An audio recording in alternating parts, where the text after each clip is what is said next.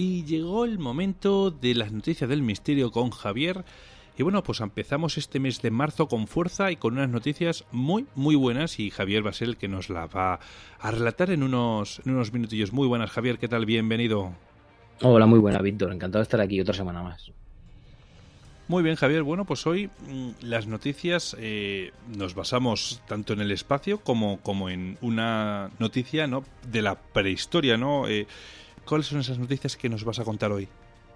Pues mira, vamos a hablar sobre unas nuevas incógnitas que se han destapado sobre si podría haber vida en las nubes de Venus, que parece ser que han encontrado alguna prueba que podría certificar, y digo podría porque al final todo está muy en el aire, la posibilidad de que hubiera vida en las nubes de Venus. También vamos a hablar de un astrónomo del que ya hemos hablado aquí, que sostiene la idea de que pudiera haber vida extraterrestre, y ese no es otro que Loeb, del cual hablamos en su momento cuando Moamo y todo eso, y ahora luego cuando hablemos más de la noticia ya lo explicaremos un poquito mejor. Luego voy a hablarte de una nueva tecnología que está en boga ahora mismo y que mide la tecnología, y que mide el bienestar personal por medio de una IA y una especie de brazaletes. Y por último te voy a hablar del misterio del celacanto, ese animal, como tú bien has dicho, prehistórico, aunque quizás cuando decimos prehistórico lo estamos diciendo absolutamente mal. Muy bien, Javier. Bueno, pues empezamos con la primera de las noticias en la que se preguntan si es posible que hubiera vida en las nubes de Venus. Háblanos, ¿por qué creen que existe esta posibilidad? Pues sí, mira, un equipo de astrónomos reveló este pequeño estudio, ¿no?, que ha tenido un gran impacto, sobre todo en muchos de ellos, hace unos meses, ¿no? Porque ellos dijeron que habían descubierto pruebas convincentes que podrían apuntar a la vida flotando en esas nubes de Venus. Esto fue en un artículo publicado en la revista Nature Astronomy. Informaron sobre la detección de una molécula, de esa molécula de la vida, entre comillas, llamada fosfina, y dijeron que no podían encontrar una explicación plausible de cómo podría formarse allí, excepto que fuera como un producto de desecho de algunos microbios. Unos meses después, y tras varios giros inesperados y, como no, como suele pasar en todo este tipo de cosas, dudas muy persistentes, varios científicos no están muy seguros de qué hacer con los datos y qué podría significar. Esto que podría impulsar sería un renacimiento en el estudio de Venus, que en gran medida hay que decir que se ha pasado por alto durante décadas. Según dicen algunos datos de este estudio, podría apuntar a una especie de vulcanismo exótico, ¿no?, ese tipo de volcanes un poco extraños, o incluso a algunos acertijos geológicos que todavía no se conocen. De hecho, según si le pegamos un vistazo al estudio, ahí lo que viene reflejado sería que podrían ser extraterrestres o lo que podría ser es no ser nada en absoluto, ¿no? El doctor Graves y los colegas del estudio no están seguros sobre esos hallazgos, incluso cuando han reducido mucho sus ánimos, ¿no?, sus estimaciones de esa cantidad de fosfina que creen que hay. Clara Sousa Silva, que es científica investigadora del Centro de Astrofísica de Cambridge, en Massachusetts, y una de las autoras del artículo de Nature Astronomy, dijo que cree que el equipo en general todavía se siente bastante seguro de que es la fosfina y que esa fosfina es real y no hay otras explicaciones posibles reales. Aunque sí bien es cierto, Víctor, que parece que hay mucha incertidumbre en todos los científicos que están implicados en este estudio. En el círculo más amplio de científicos planetarios, muchos son escépticos, si no podría decirte que incluso incrédulos, ¿no? Algunos piensan que la señal es solo un movimiento de lo que ellos llaman ruido, o que podría explicarse por el dióxido de azufre, que es una sustancia química que se sabe que se encuentra en la atmósfera de Venus y podría ser uno de los datos claves de este estudio. Para algunos, hasta ahora, no hay evidencia convincente de fosfina y mucho menos de microbios que la produzcan.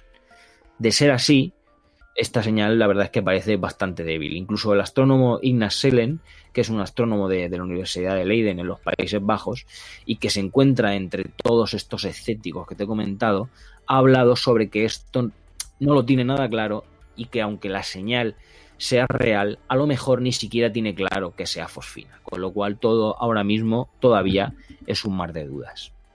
Martha Gilmore, que es una profesora de geología de la Universidad de Queensland de Middletown, en Connecticut, es el investigador principal de un estudio que ha propuesto la NASA, para hacer una misión robótica.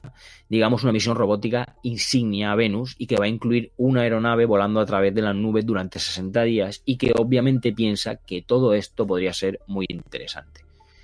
Si hablamos un poquito de Venus, podríamos decir que hoy en día Venus, tal y como lo vemos hoy en día, es un lugar infernal. No encuentro otra palabra, ¿no? Las temperaturas superan los 800 grados Fahrenheit, que eso sería entre 425 y 430 grados centígrados más o menos.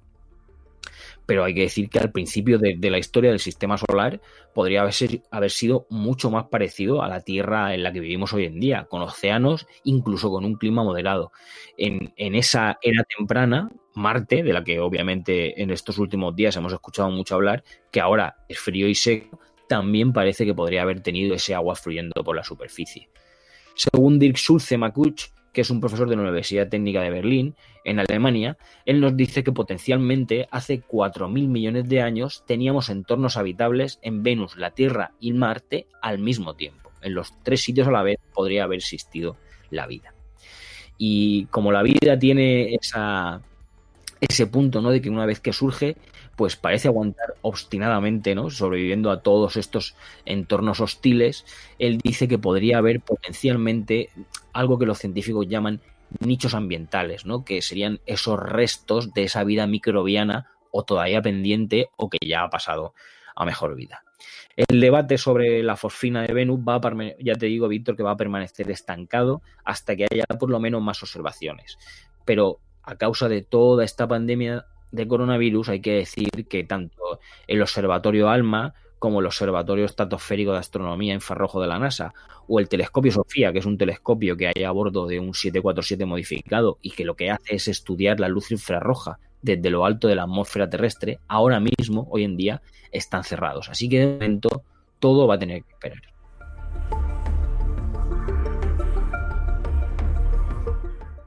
En la segunda noticia nos vas a hablar sobre el astrónomo que sostiene la idea de que hay vida inteligente. Javier, ¿este astrónomo es aquel que lapidaron por aquella vela que decían que pasó a lo largo de nuestro sistema solar? Efectivamente, sí. Hablamos de Avi Loeb, ese astrónomo de la Universidad de Harvard que ha publicado varios artículos científicos innovadores, todo hay que decirlo, ¿no?, que ha sido uno de los catedráticos de astronomía con más años de servicio de su universidad y que incluso ha colaborado con grandes figuras de la ciencia, como podría ser Stephen Hawking, por ejemplo. Recientemente hay que decir que Loeb, Avi Loeb, se hizo popular debido a que estaba planteando esa posibilidad, ¿no?, que generalmente se atribuye a los conspiranoicos y difusores de estas noticias falsas, ¿no? Él aseguraba que la tecnología extraterrestre existía y que de hecho tuvimos una muestra de ella en 2017.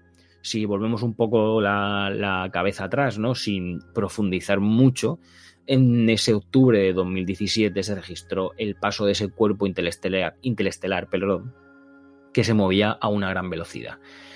Debido a su rapidez, los astrónomos señalaron que debía provenir de otra estrella. No era un objeto común, porque cuando intentaron predecir cuál era la trayectoria después de acercarse al Sol, se desvió debido a una fuerza misteriosa. Y eso no fue todo, ¿no? Después de modificar el camino, se volvió más luminoso y por eso quienes lo observaban suponían que había tenido un extraño comportamiento, ¿no? Y claro, sí, Víctor, hablamos de Oumuamua. En su momento, los científicos lanzaron varias hipótesis que se esforzaron en explicar de qué se trataba, ¿no? Algunos señalaban que era un cuerpo hecho de hielo de hidrógeno, otros que se había convertido en una especie de nube de polvo espacial, ¿no? Y Avi Loeb no estaba de acuerdo con estas explicaciones para justificar un evento del que antes no se había tenido registro alguno. Es todo esto de lo que hemos hablado, incluso este perfil suyo, ¿no?, en el que intentaba dar esas explicaciones, es uno de los principales puntos de un libro que ha escrito hace pocos meses, ¿no?, que es Extraterrestrial: The First Sign of Intelligence Life Beyond Earth. O sea, que en castellano sería algo así como extraterrestre, el primer signo de vida inteligente más allá de la Tierra, ¿no? Las ideas que surgieron para poder explicar las propiedades específicas de Oumuamua siempre involucraban algo que hasta hoy en día no habíamos visto, por lo menos esto es lo que explicaba Loeb, ¿no? Y si esa era la dirección que estaban tomando, ¿por qué no poder contemplar un origen artificial como hizo él mismo? Lamentablemente hay que decir, Víctor, que mira que han pasado años ya, todavía tenemos muy poca información acerca de Oumuamua, porque te recuerdo que ni siquiera se logró captar en una foto cuando pasó. ¿Qué ha pasado con Loef? Pues que hablar de vida extraterrestre con tanta convicción, como ya sabíamos en su día y ya dijimos, no está bien visto por la comunidad científica. ¿Y qué pasa con esto? Pues que ha minado el prestigio de Loef entre algunos, me atrevo a decir, varios académicos, ¿no? Ethan Siegel, que es un astrofísico con bastante renombre, ¿no?, ha señalado que la hipótesis de Loef es la explicación más descabellada de este fenómeno natural, o por lo menos eso es lo que hemos podido extraer de un artículo que se publica en la revista Forbes del pasado 27 de enero. Aunque sí que es verdad que este propio Ethan Siegel reconoce que la trayectoria de Oumuamua era poco común, argumentaba que la aparición de estos cuerpos espaciales es algo esperable, ¿no? Porque según los científicos, si todo se mueve según sus simulaciones y sus cálculos, ¿no? Y muchos de estos objetos deberían pasar a través de nuestro sistema solar anualmente, pero no los podemos identificar a menos que se empezaran a tomar fotografías regulares, ¿no?, casi nocturnas, de todo el cielo una y otra vez con una gran sensibilidad, ¿no? Y además añadió que esta clase de cuerpos extraños ya habían sido identificados, ¿no? Según él, de esto ya se sabe desde hace mucho tiempo, ¿no? Se sabe que estos objetos, este tipo de objetos que son expulsados rutinariamente, digamos, por nuestro patio trasero, ¿no?, de la Vía Láctea, ¿no?, por nuestro patio trasero cósmico, y que probablemente ha sido así durante miles de millones de años, desde la formación del Sol y los planetas hasta hoy en día. Lo que pasa es que hasta el momento no nos habíamos dado cuenta. ¿Qué más hizo este Siegel en su conferencia? Pues mira, criticó con fuerza, como no podía ser de otra forma, la posición de Loef y señaló de que trataba de convencer a la gente y a los medios de comunicación de una teoría que solamente había sido planteada por él mismo. Pero hay que darle un poquito de punch a Loeb, ¿no? Porque él no huye de la controversia y dice que sus colegas están siendo demasiado ortodoxos, porque pensar que somos únicos, que somos especiales y que somos unos privilegiados, hoy en día, según Loeb, es de una total arrogancia. La postura correcta sería ser modesto y decir, no somos nada en especial, hay muchas culturas por ahí y solo tenemos que encontrarlas. Así que este es un capítulo más de los que me parece que van a venir de Loef, porque veo que van a seguir dándole, y el hombre, por lo menos hay que decir que no se achanta, que planta cara a toda la gente que intenta desprestigiarlo. Ya te digo, ha escrito un libro, pero va a seguir soltando estas perlitas de las que vamos a estar atentos por si vuelve a sacar un poquito los pies del tiesto y tenemos que echarle una mano. No digo que esté en lo cierto, pero no me parece bien que todo el colectivo no me parece bien, y lo entiendo, que todo el colectivo científico se eche encima de él por afirmar este tipo de cosas. Ya sabemos, vida extraterrestre, y todos sabemos cómo funciona este mundillo, Víctor.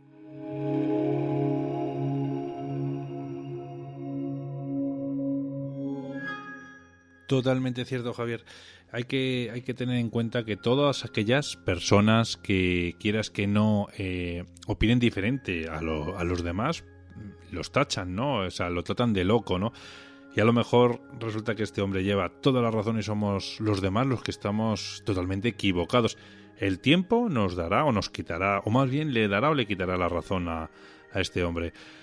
En la próxima noticia nos vas a hablar sobre la tecnología que mide el bienestar personal por medio de una inteligencia artificial.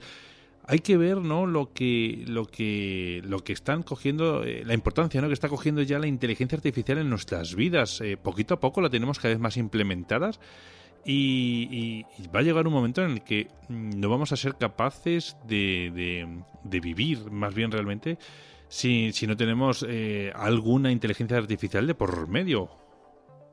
Además, es cierto, y como cada vez se implementa en más áreas y en más cosas más específicas, al final va a ser casi imprescindible, ¿no? Tú fíjate en esta noticia, ¿no?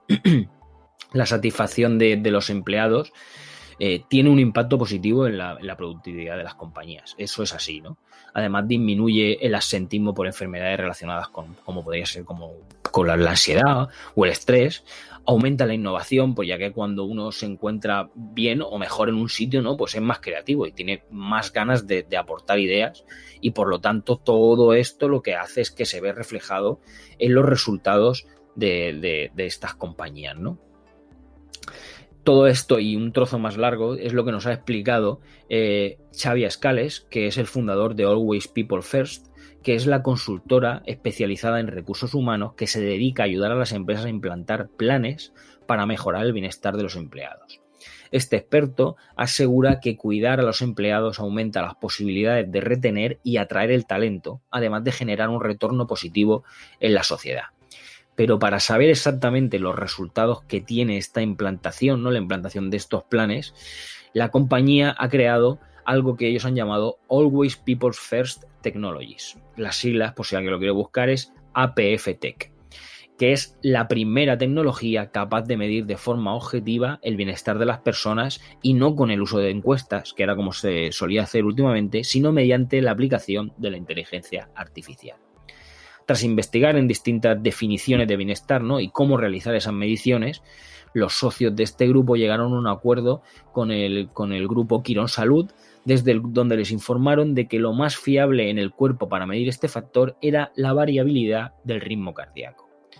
Si el ritmo de nuestras pulsaciones es 60 pulsaciones por minuto y es constante, es que está bien. Si el ritmo varía, o sea, digamos, tenemos una pulsación cada segundo y luego una pulsación cada 5, es porque algo está pasando, ¿no? Y este algo es lo que se va a analizar para poder saber si es positivo o es negativo. Aquí es donde entra en juego esa tecnología, ¿no? El proceso de recogida de datos se va a realizar a través de unos dispositivos personales, que son unas cintas colocadas alrededor del brazo, son unos brazaletes, ¿no?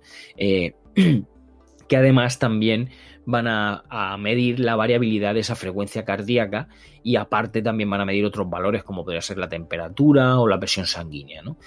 Tras unas semanas con el dispositivo, este algoritmo aplica procedimientos de machine learning, ¿no? Digamos que aprende, ¿no? Y empieza a detectar y predecir patrones individuales, personalizando las conclusiones. Digamos que el dispositivo lo que hace es detectar alteraciones en esos parámetros corporales, ya sea porque la persona se encuentra en un momento feliz, porque ha hecho deporte o porque ha sufrido una situación de mucho estrés, ¿no? A partir de aquí lo que pasa es que ese algoritmo va aprendiendo a establecer si se trata de una alteración positiva o de una alteración negativa. Una vez que todo esto se monitoriza, ¿no? Se analizan los resultados y el software realiza un informe con acciones específicas y planes de mejora. Los usuarios tienen acceso a todos estos datos en cualquier momento a través de una aplicación que será instalada en el teléfono móvil.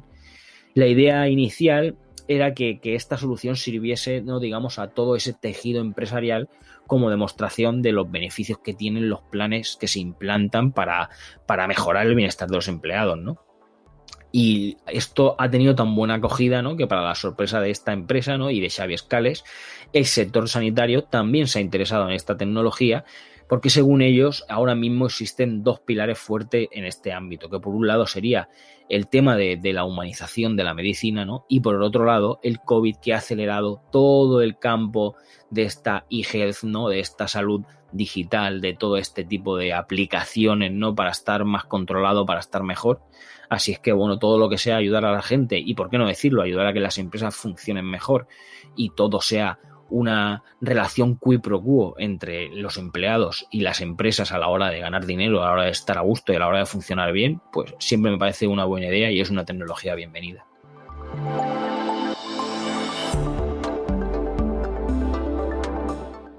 Y por último, y no menos importante, vamos a hablar de ese pez milenario, ¿no? Ese pez llamado el celacanto, un pez que se le creía extinto y mira por dónde recuerdo que fueron unos buceadores los que se encontraron de lleno con este pez y se le cree que es de la época prehistórica o al menos hasta donde yo sé o recuerdo es así, Javier.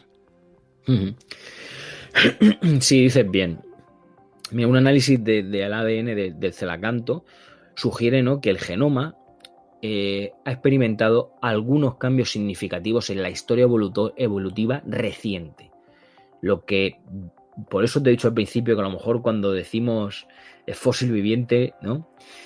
No lo decimos bien, ¿no? Pero lo que digamos que estos cambios significativos en la historia, ¿no?, evolutiva de este pez, lo que tendría que hacer sería disiparnos esa imagen popular que tenemos de estos peces icónicos, como tú bien has dicho y como nos referimos todos, por lo menos alguna vez cuando hemos hablado del celacanto, como esos fósiles vivientes, ¿no?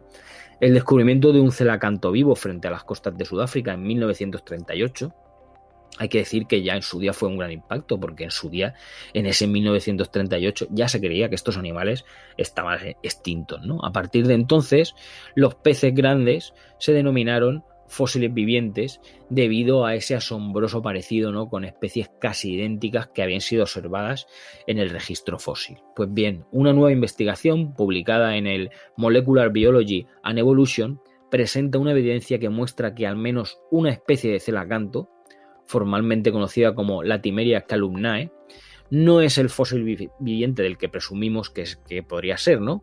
Porque parece ser que ha adquirido docenas de nuevos genes en los últimos 23 millones de años. Y muy lejos de que la especie apenas ha cambiado desde que surgieron esos ancestros de más de 300 millones de años, lo que ha hecho ha sido una evolución con un largo recorrido, largo y lento. Es más, digamos que el hallazgo es una prueba de lo que yo te estaba diciendo, Víctor, de que el concepto de fósil viviente, digamos que estaría desactualizado, o podríamos decir que a lo mejor es un nombre poco apropiado. No se sabe mucho sobre los celacantos, ¿no? Pero sí que es verdad que parece ser, por lo que se sabe, y según lo que nos explicó, o por lo que he podido leer de Isaac Yelan, que es el primer autor del nuevo estudio, no son particularmente agresivos y en realidad parece ser que son algo sociables, ¿no? Este Latimeria calumnae, este celacanto que vive en el Océano Índico y en las aguas de la costa del sudeste de Sudáfrica, no se ha extinto, pero sí que es verdad que es muy esquivo y hoy en día está en un peligro crítico de extinción.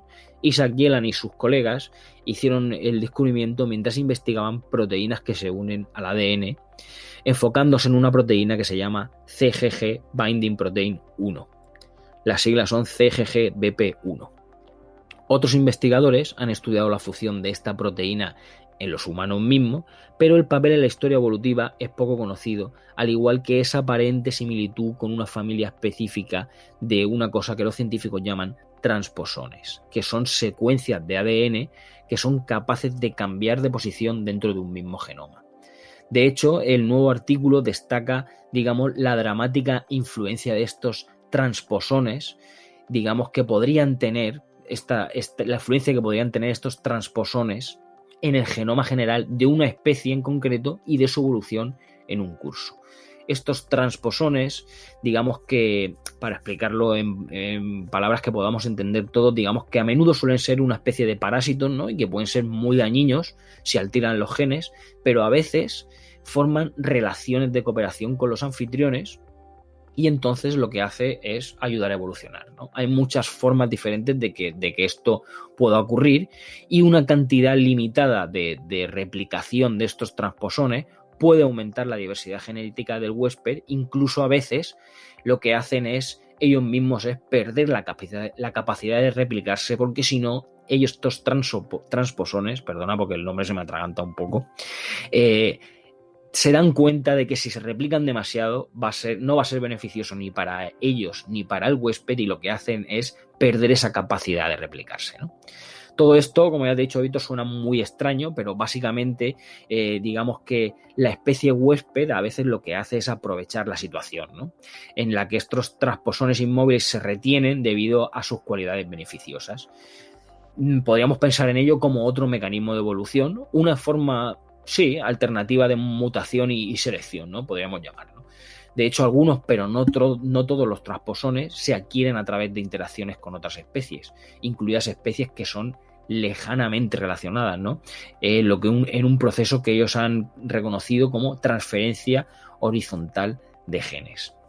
Como también señala este nuevo artículo, estos genes aparecieron en varios puntos durante los 22,3 millones de años, y es una cifra encalzada a través de un análisis comparativo del pez africano con este Latimeria menandoensis, que es, digamos, el celacanto de la contraparte de Indonesia, ¿no? Que es la única otra especie existente hoy en día, ¿no?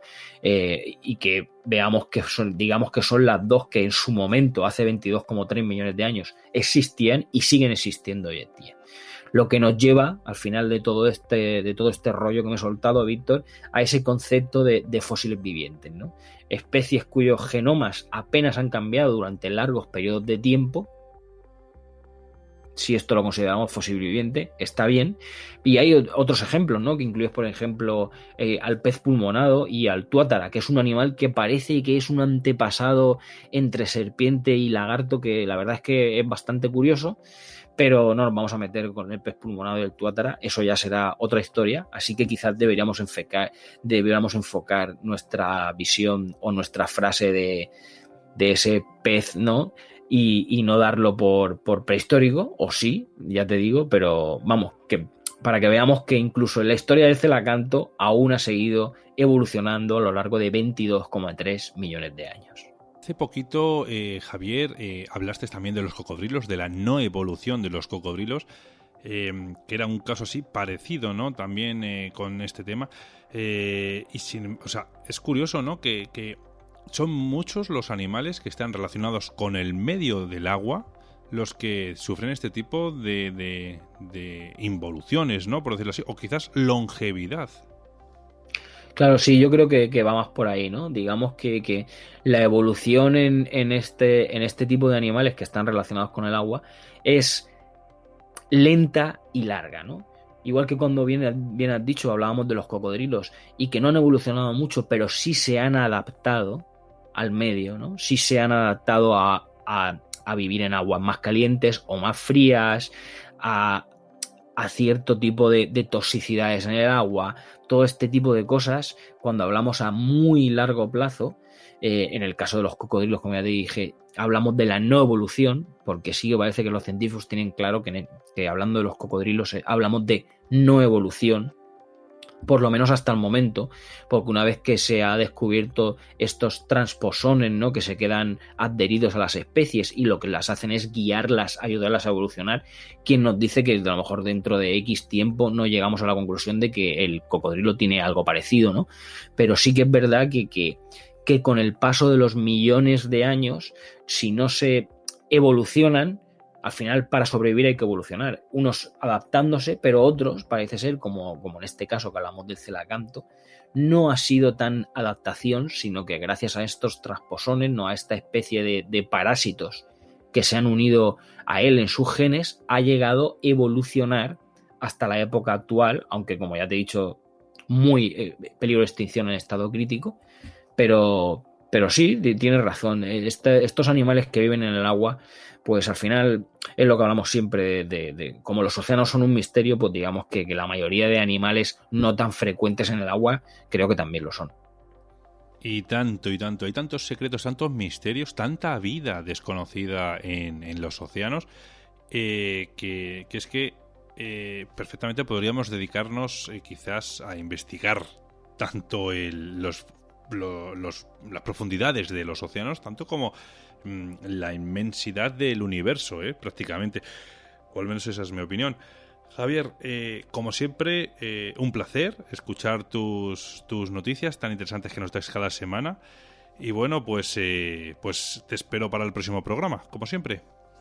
Claro que sí, Víctor. Gracias a ti y un saludo para ti y todos los oyentes. Y la próxima semana aquí estaremos. Muy bien, un abrazo, Javier. Un abrazo.